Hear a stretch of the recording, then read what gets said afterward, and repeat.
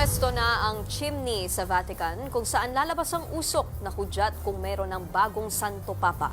Isinara na rin sa publiko ang Sistine Chapel bilang paghahanda sa conclave. Nasa frontline ng balitang yan, Simon Gualvez.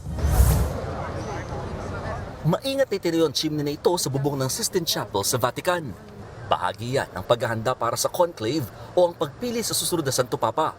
Sa gagawing botohan, susunugin ng mga balota ng mga kardinal. Sa chimney na ito lalabas ang usok. Kulay puti ito kapag may napili ng bagong pope. Itim na usok naman ang lalabas sa chimney kapag wala pang desisyon ng mga kardinal. Magsisimula ang conclave sa Miyerkules na tinatayang tatagal ng hanggang 3 araw. Alas 10:30 ng gabi yan, oras sa Pilipinas. Sa ngayon, sarado na sa publiko ang Sistine Chapel kung saan ito gaganapin.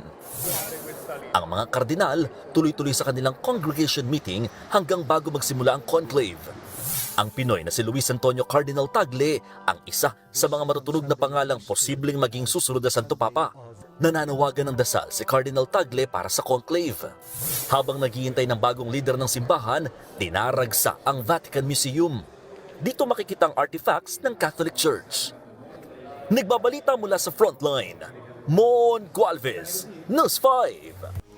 Mga kapatid, may Los Baños po. Huwag magpahuli sa mga balita at impormasyong dapat ninyong malaman. Para sa mas malawak na balitaan at diskusyon, mag-follow at mag-subscribe sa social media pages ng News 5.